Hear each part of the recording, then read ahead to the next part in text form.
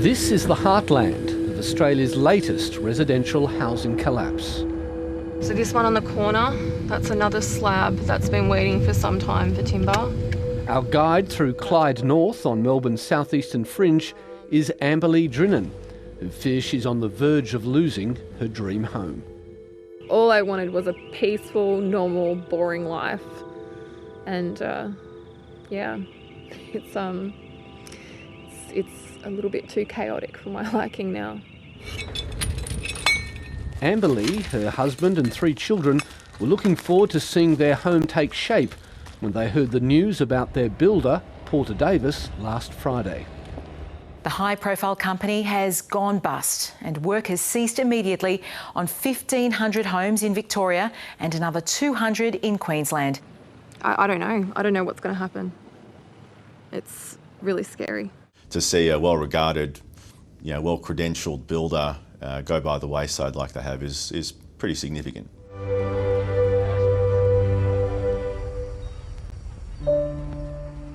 Porter Davis was one of the bigger players in the Victorian market for the past 2 decades and expanded into Queensland in 2016.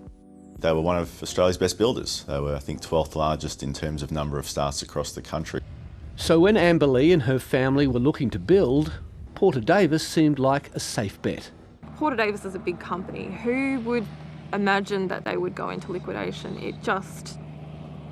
It wasn't something that we would have considered. The seeds of this disaster appear to have been sown during the COVID pandemic. Government stimulus to the housing construction market created the conditions for a boom. That was welcomed by the industry and the Porter Davis CEO 3 years ago.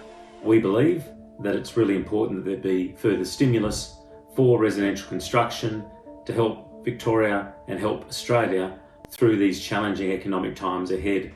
With fixed price contracts and rising costs of materials globally, for many builders, it became a boom without profit. The conditions that Porter Davis were battling with, the entire industry across the country has been battling with for the last 3 years. Work on all Porter Davis homes ceased on Friday. More than 400 staff were made redundant. Some unfinished homes have since been vandalised, with reports that contractors and suppliers had been damaging homes. The liquidator is now trying to sort out the mess.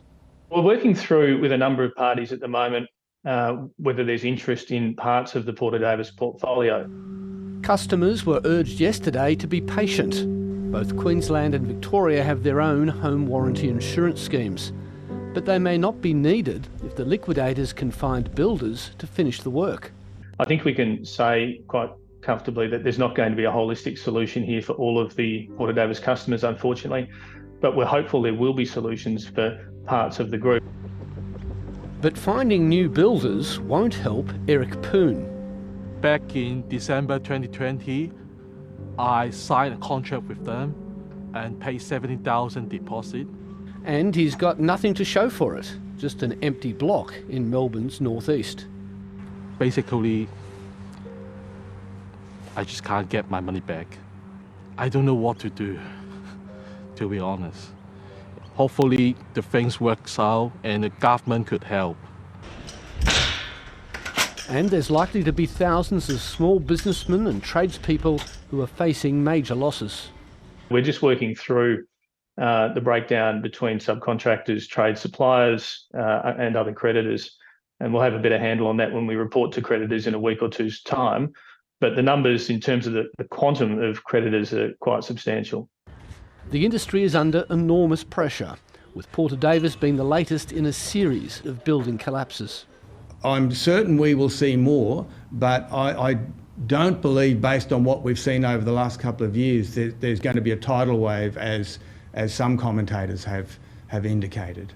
It's going to make people think again about whether they want to build at the moment, and that could be a self-fulfilling prophecy in some ways. We got rid of the lounge room so I could have my office at home. Although Amberly Drinnan has home warranty insurance, it's unclear how long the process of finding a new builder will take, how long her family will have to continue renting, and how much more they'll be out of pocket. It's the rate rises, it's the housing going up, all of the materials going up. This build went up 31% since we locked it in. 31%, that's huge. We can't come up with an extra 31%. I don't think we could even come up with an extra 3%. We're completely up in the air. I don't know how to move forward.